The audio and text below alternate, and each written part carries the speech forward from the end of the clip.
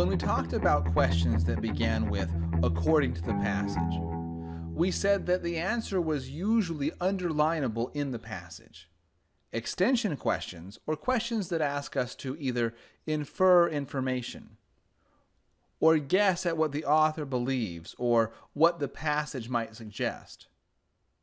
The answers to these questions are often not so clear-cut, whereas according to the passage questions had the answer usually in just one isolated location. Extension questions can have the answer spread out through several paragraphs, and we have to get a bit more creative in what the passage is actually saying. Extension questions, consequently, are often much harder than the according to the passage questions, but there are still some guidelines that can make our task a bit easier. One of the big mistakes when you are trying to answer what the author believes or what the passage suggests is to overstate the argument. Generally speaking, with extension questions, softer language is better. For example, in this case where the question asks what the author believes, you should be especially wary about answer choices that say clearly proven. If the passage was extremely opinionated, then C could be a great answer, but you should at least be cautious. In contrast, answer choice B simply says supported by good evidence, which is still very positive but not as strong as the word proven. Likewise, if they're asking you what the passage would best support, it's usually better to avoid extreme or strong language. For example, to call psychologists incompetent most likely is not the answer. Compare that with answer choice D and we see the phrase may sometimes have advantages over. Well, that phrase is so incredibly vague and soft that it has a very high probability of being true.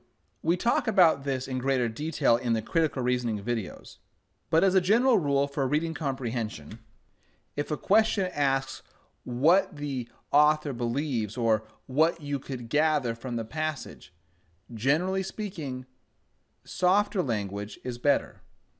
Unfortunately, paying attention to the softness or the strongness of an answer choice by itself is not enough to answer most questions, especially if the question mentions a specific part of the passage, such as in this case where the question talks about Tocqueville's analysis of America versus Crèvecoeur's. You're likely going to have to go back to the passage and reread that portion to correctly answer the question. In this case, the passage talks about Tocqueville and Crèvecoeur in the third and fourth paragraph. And again, with extension questions, it's not unusual for the information required to answer the question. It's not unusual for that information to be spread out across multiple points in the passage. And the information in the passage will often be slightly differently worded than the question itself and the answer choices. For example, in this case, the question asks us about why Tocqueville might have been more accurate. And the passage itself doesn't use the word accurate, but it does talk about why Tocqueville could have given a much more adequate view. So adequate and accurate are not exactly the same, but for extension questions, they're going to be close enough.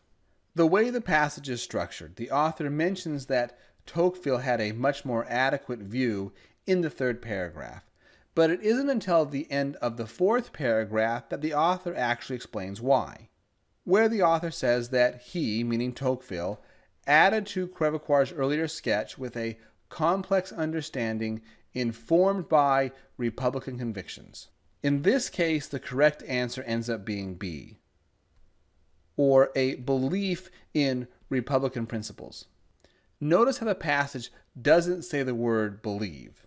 And you might think that, well, being informed by convictions is not the same thing as believing in convictions. And you'd be right. And if this were an according to the passage question, jumping from informed by to believing in might be too big of a step. But because the question is asking, what does the passage suggest? then we are allowed a bit more latitude or creativity in how we interpret the answer choices. Some extension questions are a lot more broad in their scope. For example, this question asks about the argument presented for the incompatibility of economic growth with democracy. And if you had read the passage, you would realize that that actually isn't one fine point in the passage.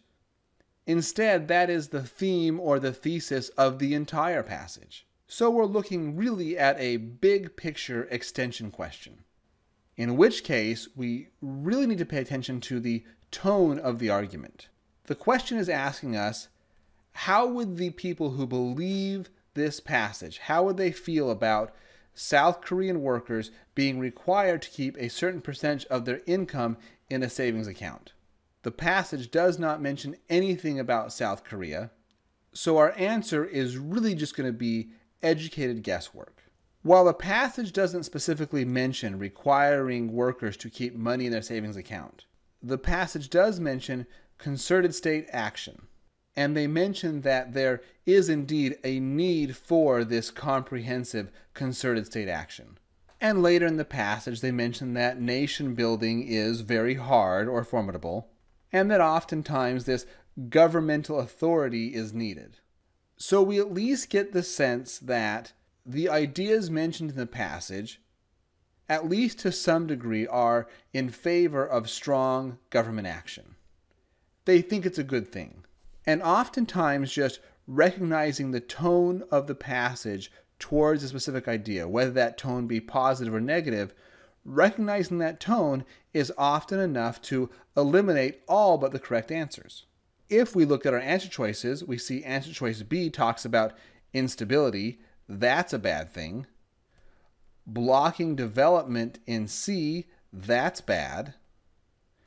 And preventing democracy, that sounds negative as well. So answer choice A, or strengthening the economy, is really the only positive answer choice we have. So while there wasn't a specific point in the passage that talked about requiring money to keep money in their account, we did get the sense that throughout the passage, the authors were at least positive on the idea of forced government action, and recognizing that they thought government action was a good thing, that was enough to eliminate all of the negative answers.